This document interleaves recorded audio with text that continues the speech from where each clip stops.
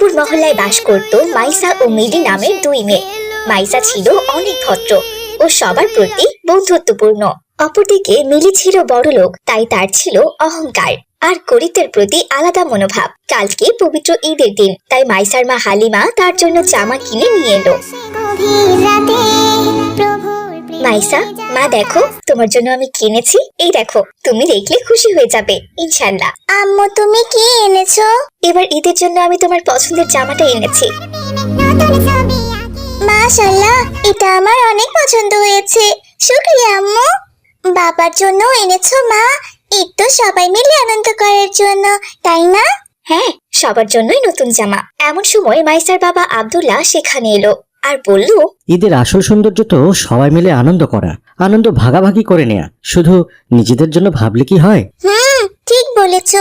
আমি কাল বন্ধুদের সবাইকে বলবো যে সবাই একসাথে ঈদ করব। আর আমরা তো কিছু গরিব শিশুদেরও সাহায্য করব, তাই না? অবশ্যই মা, আমরা ঈদের আগে সদকা ও ফিতরা দিয়ে দেব, যাতে সবার ঈদ আনন্দময় হয়। সাদাকা ও ফিতরা মানে কি বাবা? এটা গরিবদের হক মা।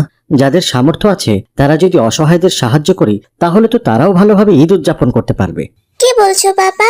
তাহলে আমিও কিছু পুরনো ভালো জামা জুতা গরিব বাচ্চাদের দিয়ে দেব। ওরা যদি নতুন কিছু কিনতেও না পারে, অন্তত পরিষ্কার পরিচ্ছন্ন কিছু তো পরতে পারবে। আমার মেয়েটা যে কত বড় মনের হয়েছে। আলহামদুলিল্লাহ, আল্লাহ তাআলা তোমাকে আরো বড় করুক মা। মাইসা গরিব বাচ্চাদের জন্য জাকাত ফিতরা দেওয়ার কথা ভাবছিল। অন্যদিকে মিলি নিজের জন্য দামি দামি জিনিসপত্র কিনে এনেছে। তার সামনে দামি জামা কাপড়, স্যান্ডেল, ঘড়ি ও বিভিন্ন প্রসাধনী সাজানো। মিলির মা রেহানা মিলিকে বলল, মিলি মা, এতগুলো জামা কাপড় নিলে তুমি কোনটা পরবে বলো তো? জানি না মা, সবগুলোই তো বেশ দারুণ। আমি এক একটা এক এক সময় পরবো। কিন্তু তুমি তো কারোর সাথেই মিশো না, কারোর সাথে কথাও বলো না, তাহলে এত জামা কাপড় নিলে কার জন্য? কার জন্য আবার? আমার নিজের জন্য নিয়েছি। শুধু নিজের জন্যই সবকিছু নিলে? ঈদ তো সবার সাথে ভাগাভাগি করার জন্য আর আনন্দ করার জন্য, তাই না? আমি তো ভেবেছি তুমি গরিবদের দান করবে কিছু। না মা, আমার কাছে ঈদ মানে নতুন জামা, নতুন জুতা, দামি দামি পারফিউম।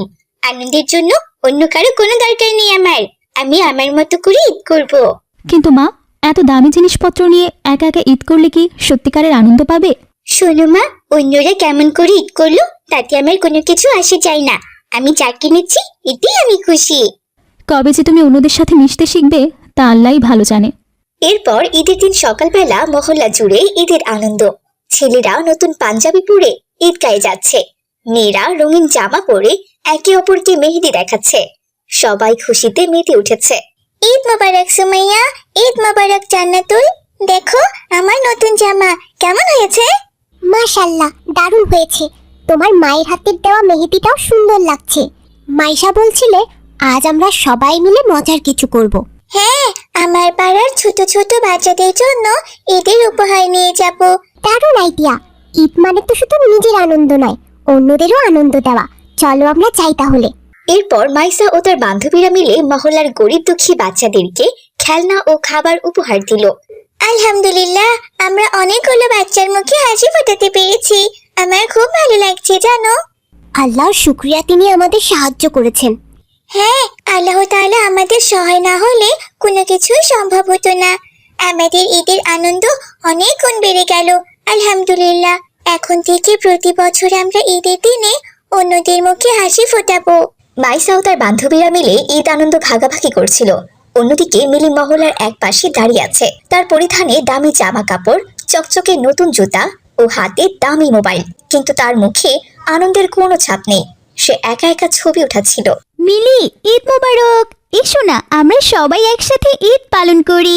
ধন্যবাদ তোমাদেরকে, কিন্তু আমার যাওয়ার কোনো ইচ্ছা নেই। আমি একা থাকলেই বেশি ভালো থাকি, বুঝেছো? ঈদ তো একসাথে আনন্দ করার দিন, একা একা কাটালে কেমন ঈদ হবে? চলো আমরা একসাথে হাসিতে খুশিতে ঈদ যাপন করি। আমি তো সবকিছুই কিনেছি, নতুন জামা, নতুন জুতা, দামি পারফিউম। আমি একদম পারফেক্ট ঈদ করছি। তোমাদের মতো গরিবদের সাথে মিশতে হবে কেন আমার? তোমার মতো মানুষের সাথে মিশলে আমার ঈদের আনন্দটাই নষ্ট হয়ে যাবে। তোমার জামাটা কত কম দামি, দেখেছো তুমি? মিলি, তুমি এমন কথা বললে? আমরা গরিব কি ধনী এতে কি আসে যায়? ঈদ তো আনন্দ ভাগাভাগি করার দিন। আমি এসব কিছু বুঝি না।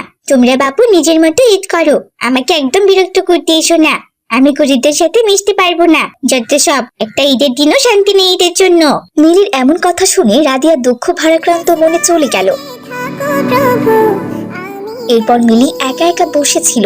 একসময় সে বুঝতে পারলো এত দামি দামি জিনিস থাকা সত্ত্বেও সে কোনো আনন্দ পাচ্ছে না, কারণ সে একা। কিন্তু তখন অনেক দেরি হয়ে গেছে, কারণ সবাই একসাথে ঈদ উদযাপনে ব্যস্ত। এমন সময় মিলির কাছে মাইসা এগিয়ে গিয়ে বলল, আরে মিলি, তুমি বাইরে বেরিয়েছো? বাহ, ঈদ মোবারক। ঈদ মোবারক। তুমি কি আমাদের সাথে যোগ দেবে? দেখো সবাই কত মজা করছে, তুমি এলে আমরা খুব খুশি হব। তোমাদের এত আনন্দ হচ্ছে কেন? তোমরা তো সবাই আমার থেকে কম দামি জামা পরেছো। কেন আনন্দ হবে না? আমরা সবাই একসাথে আছি, একে অপরের সাথে ঈদের আনন্দ ভাগ করে নিচ্ছি, তাই আমাদের ঈদ সুন্দর লাগছে। আর কম দামি জামাতে কি আনন্দ হয় না বলো? কিন্তু আমি তো অনেক দামি জামা পরেছি, অনেক কিছু কিনেছি জানো, আমারও তো আনন্দ হওয়ার কথা, কিন্তু আমার তো আনন্দ লাগছে না। আনন্দ কি শুধু দামি পোশাক আর দামি জিনিসে পাওয়া যায় মিলি? শোনো মিলি, ঈদের প্রকৃত আনন্দ আসে যখন তুমি অন্যদের সাথে ভাগাভাগি করো তখন। তুমি সারাদিন একা একা ছিলে, কেমন লাগছিল তোমার বলো তো? ভালো লাগছিল না, একদম ভালো লাগছিল না। তাই তো বলছি, তোমার কাছে হয়তো সব আছে, দামি দামি জিনিসপত্র আছে, কিন্তু তুমি তো একা। ঈদ কখনো একা একা উদযাপন করার জন্য নয় মিলি, এতে সবার সাথে ভাগ করে নেওয়ার জন্য। আমি বুঝতে পারছি, কিন্তু আমি তো সারাদিন তোমাদের সাথে খারাপ ব্যবহার করেছি, তোমরা আমাকে গ্রহণ করবে? ঈদ তো মাফ করার জন্য, একে অপরকে ক্ষমা করার দিন। তুমি যদি সত্যি বুঝতে পারো যে ভুল করেছো, তবে তোমার জন্য আমাদের দরজা সব সময় খোলা। তাহলে আমি কি এখন তোমাদের সাথে ঈদ পালন করতে পারি? অবশ্যই পারবে। চলো এখন আসো তো আসো, আমরা সবাই একসাথে থাকবো। এই বলে মাইসা মিলির হাত ধরে বাকি বন্ধুদের কাছে নিয়ে গেল। এরপর তারা সবাই একসাথে আনন্দ করলো, খাবার খেলো। মিলি বুঝতে পারলো ঈদের আসল আনন্দ কেবলমাত্র বিলাসিতায় নয়, বরং ভালোবাসা, বন্ধুত্ব, ক্ষমা ও ভাগাভাগির মধ্যেই নিহিত। এরপর মিলিকে নিয়ে মাইসা তাদের বাড়িতে গেল। আরে মাইসা মা, এটা কে? মা, এটা আমার বান্ধবী মিলি। এসো এসো মা, তোমাদের জন্য সিমাই রান্না করেছি, আমি নিজ হাতে খাইয়ে দিই তোমাদের, কেমন?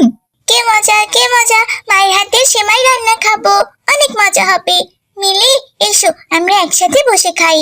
আমি তো কখনো আমার মায়ের হাতের সেমাই রান্না খাইনি, আমাদের বাড়িতে রান্না বান্নার কাজ অন্য কেউ করে দেয়।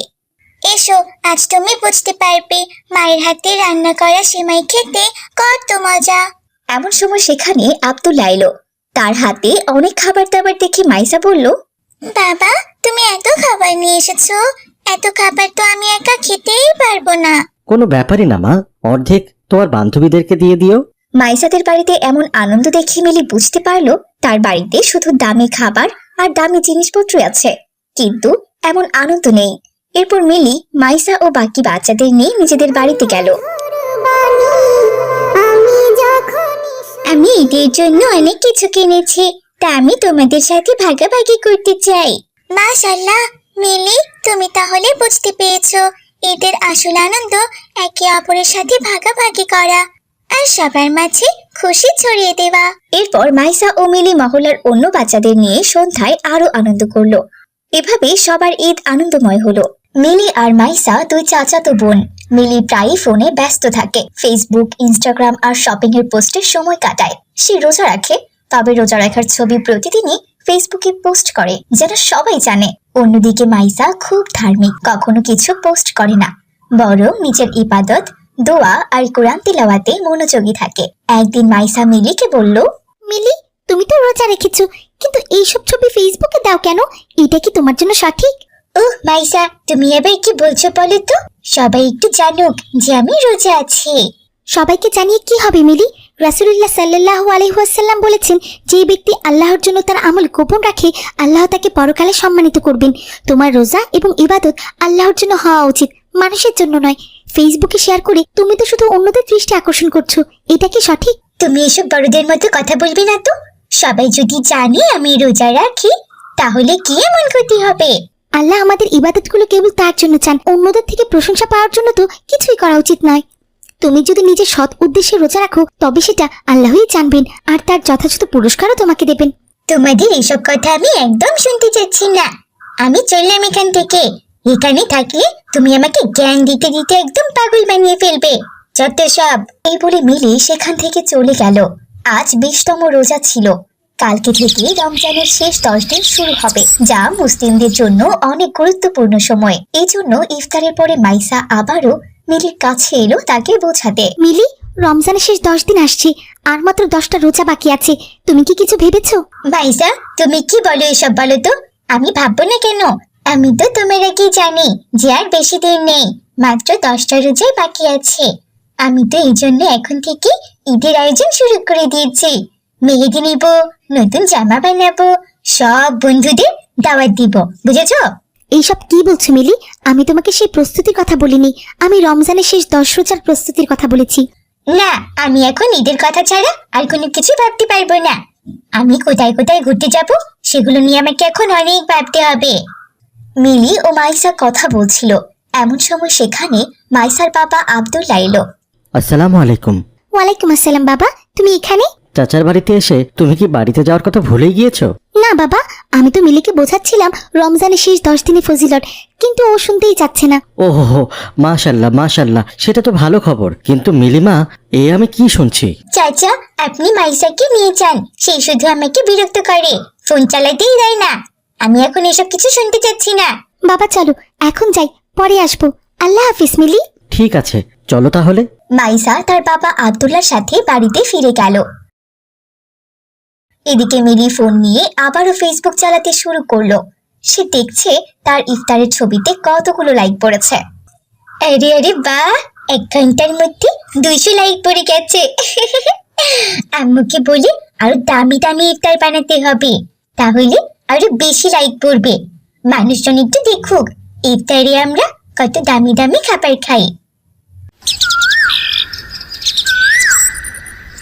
পরের দিন মাইসা আবারও মিলিদের বাড়িতে এলো। মিলি তখনও মোবাইল নিয়ে পড়েছিল। এই দেখে মাইসা বলল, মিলি, আজ বিজোর রোজা, আজ সবে কদর হওয়ার সম্ভাবনা আছে। তুমি জানো রাসূলুল্লাহ সাল্লাল্লাহু আলাইহি সাল্লাম বলেছেন, যে ব্যক্তি লাইলাতুল কদরের রাতে ইবাদত করবে তার পূর্ববর্তী সকল গুনাহ মাফ করা হবে। আমার অনেক শপিং করতে হবে, আমি তার জন্যই অনলাইন ড্রেস দেখছি। তুমি আমাকে বিরক্ত করো না তো। মিলির এমন কথা শুনে মাইসা অনেক হতাশ হলো। মাইসা ভাবলো হয়তো বাড়িতে থাকলে সারাদিন ফোন নিয়ে পড়ে থাকবে, তাই মাইসা মিলিকে নিয়ে বাইরে ঘুরতে গেল। মিলি দেখো, মাশাআল্লাহ কত সুন্দর পরিবেশ। শেষ 10 দিনে আল্লাহর কত রহমত আমাদের উপর বর্ষণ হচ্ছে। ওহো, তুমি আমাকে শুধু শুধু বাইরে কেন নিয়ে এলে শুনি? ঘরে বসে আমি কত সুন্দর জামা দেখছিলাম। তুমি কি জানো, যদি আমি ঈদে সেই জামাটা কিনে পরি তাহলে আমি কতগুলো লাইক পাবো?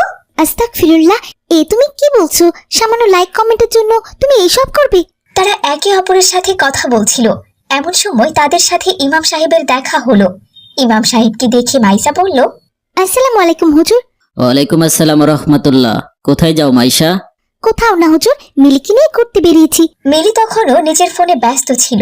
এই দেখে ইমাম সাহেব তাকে বলল, মিলি, রমজানের সবগুলো রোজা রেখেছো? হ্যাঁ, সবগুলোই লিখেছি, আর 10টা আছে, এগুলো পার হলেই বাঁচি বাবা। আস্তাগফিরুল্লাহ, এ কি বলছো তুমি? তো কিভাবে বলে? তাড়াতাড়ি শেষ হলে তবেই না ঈদ উদযাপন করতে পারবো। এই 10 দিনে তো আমি শুধু এটাই ভাবছি, ঈদে কি খাবো, কি পরবো, আর কোথায় ঘুরতে যাবো। মিলি, এই শেষ 10 দিন তো এগুলো করার জন্য নয়। এই 10 দিন প্রত্যেক মুসলমানের জন্য রহমত। এগুলো দুনিয়াবি প্রস্তুতির জন্য নয়, আখিরাতের প্রস্তুতির জন্য। হ্যাঁ হুজুর, রমজানের শেষ 10 দিন শুধু শপিং আর আনন্দের জন্যই নয়, এটা আল্লাহর কাছে ফিরে যাওয়ার সময়, নিজের আত্মাকে শুদ্ধ করার সময়। আমি এটাই মিলিকে বোঝাচ্ছিলাম। এই সময়টা আসলে অনেক গুরুত্বপূর্ণ। ঈদের আনন্দ অবশ্যই করতে হবে, কিন্তু আল্লাহর রহমতও ভুলে যাওয়া যাবে না। আজ থেকে এই 10 দিন আমি রাত জেগে তাহাজ্জুদ পড়বো। হ্যাঁ, শেষ 10 দিনে তোমরা আল্লাহর কাছ থেকে যা কিছু চাইবে আল্লাহ তাই কবুল করবে ইনশাআল্লাহ। মিলি, তুমি শুনলে ইমাম সাহেব কি বললো? আরে মাইসা, তুমি আবারও শুরু করেছো? আমি ওসব কথা শুনতে চাই না। আমি এখন জামা কাপড় জুতা সাজগোজ নিয়ে চিন্তা করছি। যত সব খ্যাত। আস্তাগফিরুল্লাহ, এটা তুমি কি বলো মিলি? বছরের সবচেয়ে শ্রেষ্ঠ সময় এই শেষ 10 দিন তুমি যদি শুধুমাত্র আল্লাহর জন্য সময় কাটাও তবে আল্লাহ তোমার জন্য সবকিছুকে আরো সুন্দর করে দিবেন ইনশাআল্লাহ। মিলি কিছুক্ষণ ভাবলো। ইমাম সাহেবের কথা তাকে গভীরভাবে প্রভাবিত করলো। আপনি ঠিকই বলেছেন হুজুর, শপিং, সাজগোজ এইসব তো আনন্দের অংশ, কিন্তু আসল আনন্দ তো আল্লাহকে কাছ থেকে পাওয়া। আমার উচিত আল্লাহর রহমত চেয়ে এই 10 দিন ইবাদত করা। ঈদ তো আসবেই, কিন্তু আল্লাহর রহমত না পেলে আসল আনন্দ কখনোই পাবো না। এই কথা শুনে মিলির মন কিছুটা নরম হলো। সে বলল, হ্যাঁ, আমি তো এটা ভেবেই দেখিনি। আল্লাহ তাআলা আনন্দ না দিলে তো আমি দামি জামা কাপড়েও আনন্দ খুঁজে পাবো না। হ্যাঁ মিলি, তুমি বুঝতে পারছো। আল্লাহ তোমাকে সফলতা ও শান্তি দিক। এবার তুমি যদি পুরোপুরি আল্লাহর পথে চলো, তাহলে ঈদ আসলেই তোমার জন্য দিগন্ত খুলে দিবে। জি হুজুর, আমি চেষ্টা করব। এবার শেষ 10 দিনে শুধু আল্লাহর দিকে মনোযোগী হব আমি। মাশাআল্লাহ, আমিও তোমাকে সাহায্য করব। মিলি বুঝতে পারলো এই 10 দিন বছরের শ্রেষ্ঠ 10 দিন। এই দিনগুলো কাজে না লাগালে জীবনটাই তো বৃথা। এরপর থেকে মিলি ফেসবুকে ইফতারের ছবি দেওয়া বন্ধ করে দিল আর মাইসার মতো আল্লাহর ইবাদত বন্দেগী করতে শুরু করলো। এই দেখে আব্দুল্লাহ বলল, মাশাআল্লাহ, আমার 2 মেয়েকেই দেখছি রমজানকে কাজে লাগিয়ে আল্লাহর প্রিয় বান্দা হয়ে গিয়েছে। আসসালামু আলাইকুম চাচা। ওয়ালাইকুম আসসালাম। মিলি, তুমি তো আর আগের মতো একদম নেই। এত পরিবর্তন হয়ে গেলে কি করে? চাচা, আমি বুঝতে পেরেছি রমজানের শেষ 10 দিন কত গুরুত্বপূর্ণ। সবে কদর কত মহিমান্বিত রাত, যা পুরো 1000 রাতের ইবাদতের থেকে উত্তম। মাশাআল্লাহ, আলহামদুলিল্লাহ। তোমাদের জন্য আল্লাহর পক্ষ থেকে আমি ঈদের উপহার এনেছি। এই বলে আব্দুল্লাহ মাইসা ও মিলির উপহার বের করলো। সুন্দর দুটো নতুন জামা, যা দেখে তারা দুজনে ভীষণ খুশি হলো। মাশাআল্লাহ বাবা, এই জামা দুটো তো অনেক সুন্দর। হ্যাঁ, তোমরা আল্লাহর ইবাদতে মগ্ন ছিলে, তাই আল্লাহ তাআলা আমার মাধ্যমে তোমাদের জন্য উপহার পাঠালেন। দেখলে তো মিলি, শপিং নিয়ে ব্যস্ত থাকলে তুমি শুধু শপিংই করতে পারতে, আল্লাহকে পেতে না। কিন্তু আল্লাহকে পেয়ে তুমি যা চেয়েছিলে তাও পেয়ে গেছো। আলহামদুলিল্লাহ, আল্লাহ তাআলা আমাদের কবুল করেছেন। এই সব তোমার জন্যই সম্ভব হয়েছে। রমজানে এই 10 দিন পুরো বছরের থেকে উত্তম সময়, তুমি তা কাজে লাগিয়েছো, আলহামদুলিল্লাহ। এরপর মাইসা ও মিলি একে অপরের জন্য দোয়া করলো। তো বন্ধুরা, আমাদের আজকের গল্পটি তোমাদের কাছে কেমন লেগেছে? গল্পটি ভালো লেগে থাকলে অবশ্যই আমাদের চ্যানেলটি সাবস্ক্রাইব করে দিবে আর একটি লাইক করে দিতে ভুলো না কিন্তু। এখন রমজান মাস। কামাল মিয়া ভোরবেলা বাড়ি ফিরছেন। তার স্ত্রী জামিলা সেলাই মেশিনের কাজ করছেন আর বুড়ো মা অসুস্থ হয়ে বিছানায় শুয়ে আছে। কামাল মিয়া বাড়িতে ঢুকতেই তার মেয়ে সুমাইয়া এসে বলল, বাবা তুমি এসেছো? হরে মা, আইসি, কিন্তু গিয়া কোনো লাভ হয় নাই। কেন বাবা? কোথাও কোনো কাজ নাই রে মা, কারোর কাছেই কাজ পাইলাম না। কাজের বাজারে এখন মন্দা। কাজ খুঁজতে গেছিলাম, যদি আল্লাহ কোনো কাজ মিলাই দিত, কিন্তু কোনো লাভ হইল না। এই কথা শুনে জামিলা সেলাই মেশিন ছেড়ে উঠে এলো। কি বলছো? আজও কোনো কাজের ব্যবস্থা হয়নি?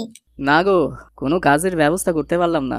জানি না সংসারটা এবার কিভাবে চালামু। ধৈর্য ধরো, আল্লাহ তাআলা কিছু একটা ব্যবস্থা করে দিবেন ইনশাআল্লাহ। ধৈর্য দিয়া কি আর পেট ভরে? গত 3 দিন ধইরা যাওয়া অবস্থা। মনে হইতাছে আল্লাহ মুখ ফিরাই আনিছে আমাদের থেকে। এমন কথা বলো না বাবা, আল্লাহ তাআলা তার বান্দাকে কখনোই ভুলে যান না। আল্লাহ তাআলা হয়তো আমাদের পরীক্ষা নিচ্ছেন। হ্যাঁ গো, তুমি নিরাশ হয়ে পড়ো না। আল্লাহ তাআলা কোনো না কোনো রাস্তা নিশ্চয়ই দেখাবেন। পুরো মহল্লা ঘুরাও কোনো কাজের ব্যবস্থা হইল না। রাস্তা আর কোথা থেকে হইব কও? আচ্ছা আচ্ছা, দেখি একবার ওই মুদির দোকানে গিয়া দেখি, যদি বাকিতে কিছু বাজার আনতে পারি। বাবা তুমি কোনো চিন্তা করো না, রিজিকের মালিক তো আল্লাহ, তিনি কোনো না কোনো ব্যবস্থা নিশ্চয় করে দেবেন ইনশাআল্লাহ। হ মা, তুমি ঠিকই কইছো। আল্লাহই রিজিকের মালিক, আল্লাহ আমাদের সহায়ক হইব ইনশাআল্লাহ। আমি এখন একটু বাজারে যাই, হতে পারে কোনো উসিলায় আল্লাহ আমাদের রিজিক দান করব। এই বলে কামাল মিয়া বাজারের দিকে রওনা হলো। রমজানের ব্যস্ততা চারদিকে। আজ কামাল মিয়ার প্রতিবেশী আব্দুল্লাহ বাজারে বাজার করতে গিয়েছে। মহল্লার সবচেয়ে বড় দোকান রমজান ব্যাপারীর। আব্দুল্লাহ সেখানে বসে আছে। কামাল মিয়াও সেখানে গিয়ে দাঁড়ালো। আসসালামু আলাইকুম রমজান ভাই, আমাকে কিছু বাজার দেওয়া যাবে? হ্যাঁ, দেওয়া যাইব না কেন? একটুখানি দাঁড়াও, আগে আব্দুল্লাহকে বাজারটা দিয়ে নেই। কামাল মিয়া দোকানের এক কোণে দাঁড়িয়ে থাকলো। আব্দুল্লাহ আর রমজান ব্যাপারী তার সামনেই জোরে জোরে কথা বলছিল। এইবার কিন্তু আমার জন্য সবচেয়ে ভালো মানের খেজুর লাগবে। আমি কিন্তু সাধারণ খেজুর খাবো না, বুঝলে? আরে আব্দুল্লাহ ভাই, আপনি যা বলেন, আমার দোকানে যা কিছু আছে সবই তো আপনাদেরই জন্য। বলুন বলুন, মদিনার আজোয়া খেজুর লাগবে নাকি মিশরের সুপার খেজুরটাই লাগবে? আপাতত এগুলোই দিয়ে দাও। আমি ওমরায় যাচ্ছি, বুঝলে? মক্কা মদিনায় গিয়ে সেখানকার ভালো খেজুরগুলো নিয়ে আসবো। মাশাআল্লাহ, এ তো ভালো খবর। হ্যাঁ হ্যাঁ, এখন আপাতত এগুলোই খাই। কিন্তু শোনো রমজান ব্যাপারী, খেজুর যা নিব তা যেন একদম সেরা হয়, দাম যা লাগে লাগুক। আলহামদুলিল্লাহ, এমন আল্লাহওয়ালা মানুষ যদি বেশি থাকতো তাহলে ব্যবসা করে কত ভালো হতো। আপনি কোনো চিন্তা করবেন না ভাইজান, একদম ভালো খেজুর। 2000 টাকায় 1 কেজি খেজুরের দাম পড়বে। মাত্র 2000 টাকা? আরে ভাই, টাকা কি আমার কাছে কম আছে নাকি? আমার মতো লোকের জন্য 5000 টাকার খেজুর লাগবে, বুঝলে? আলহামদুলিল্লাহ, আপনি আসলে একজন দানশীল লোক। তবে খেজুরের দাম এটুকুই, এর চেয়ে বেশি আমি নিতে পারবো না। তুমি চাইলে 2000 টাকার খেজুরকে 5000ও বলতে পারতে। আমি আল্লাহকে ভয় করি ভাই, এ কাজ আমি করি না। যা দাম আমি সেটাই রাখি। তোমার সততায় আমি খুশি হলাম, এই নাও। এরপর আব্দুল্লাহ পকেট থেকে কয়েকটা 500 টাকার নোট বের করে দিয়ে চলে গেল। পাশে দাঁড়িয়ে থাকা গরিব মানুষ কামাল মিয়া ইফতারের জন্য সামান্য ছোলা আর মুড়ি কিনতে এসেছিল, তাও আবার বাকিতে। রমজান ব্যাপারী কামাল মিয়া দাঁড়িয়ে আছে দেখে বলল, বলো বলো, এবার বলো কামাল মিয়া, তোমার কি লাগবে? আমারে যদি কিছু মুড়ি আর ছোলা দিতেন বাকিতে, তাইলে ভীষণ উপকার হইতো। আরে এ কি বলো, এক্ষুনি দিচ্ছি, দাঁড়াও। এমনভাবে বলছো মনে হচ্ছে আমি তোমাদের পর হয়ে গিয়েছি। কত বড় লোকে যাওয়া আসা আপনার দোকানে ভাই, এর মাঝে আমার মতো গরিব যদি আপনার কাছে বাকি চাই, তাইলে সেই ভয়ই আর কি। আরে কি যে বলো না কামাল মিয়া, এই নাও তোমার ছোলা মুড়ি। আর কোনো কিছু দরকার হলে চলে এসো কিন্তু। এরপর রমজান ব্যাপারীর থেকে ছোলা মুড়ি নিয়ে কামাল মিয়া বাড়ির দিকে রওনা হলো। পথে যেতে যেতে কামাল মিয়া ভাবলো, হায় আল্লাহ, আমার আব্দুল্লার মতো এত টাকা পয়সার দরকার নাই, কিন্তু বুড়ো মা আর ছোট্ট মেয়েটারে ভালো মন্দ একটু খাওয়াতে চাই। সন্ধ্যার আগে কামাল মিয়া বাড়িতে ফিরে গেল, হাতে ছোট্ট ব্যাগ, তাতে মাত্র আধাশের ছোলা আর একটুখানি মুড়ি। তুমি কি আনলি গো? আর কি আনমু গো, ওই যে আধাশের ছোলা আর একটু মুড়ি বাকিতে দিল রমজান ব্যাপারী। বাবা, আমি নাকি শুধু ছোলা মুড়ি খাবো? আর সেহরিতে কি খাবো? একটু ভাতও তো খেতে ইচ্ছে করে। মারে, আমারও তো খুব ইচ্ছা করে তোমাদের ভালো কিছু খাওয়াই, কিন্তু কি করুম, আল্লাহ চাইলে তো সবই দিতে পারেন, কিন্তু উনি আমাদের জন্য কি লিখা রাখছেন আমরা কেউই জানি না মা। আল্লাহ তাআলা আমাদের পরীক্ষা নিচ্ছেন। পরীক্ষা? আমার জীবনে পরীক্ষা শেষ কোথায় জামিলা? পাশের বাড়ির আব্দুল্লাহকে দেখো, লাখ টাকা খরচ কইরা ওমরায় যাইবো, দামি খেজুর কিনছে, আতর কিনছে, আর আমরা এখানে আধাশের ছোলা আর কিছুটা মুড়ি দিয়া রমজান শেষ করতে পারুম কিনা সেই চিন্তায় আছি। আমার তো মনে হয় আল্লাহ কেবল ধনীদেরই ভালোবাসেন, গরিবের কষ্ট উনি দেখেন না। এমন কথা বলো না, আল্লাহ তাআলা আমাদের পরীক্ষা নিচ্ছেন, সবসময় তো আর খারাপ দিন থাকবে না। সত্যি কইতাছো জামিলা? হায়, যদি আমার কাছে একটু টাকা থাকতো, যদি আমি মেয়ের মুখে 1 প্লেট ভালো খাবার তুলে দিতে পারতাম, যদি আমি তোমারে আর মাকে একটু ভালো জীবন দিতে পারতাম। হায় আমার কপাল, কিছুই নেই, আমার কিছুই নেই। পরের দিন রাতে সেহরিতে না খেয়ে রোজা রাখলো জামিলা আর কামাল মিয়া। এই দেখে সুমাইয়া বলল, বাবা, তুমি খাবে না? না রে মা, তোমরা খাও, আমি না খেয়েই রোজা রাখবো ইনশাল্লাহ। কিন্তু বাবা, এভাবে কি রোজা হবে? সকালে একবার আমি ইমাম সাহেবের কাছ থেকে যাই না নিমুনে এই বিষয়, তুমি চিন্তা করো না। এই বলে সেহরিতে না খেয়ে কামাল মিয়া রোজা রাখলো।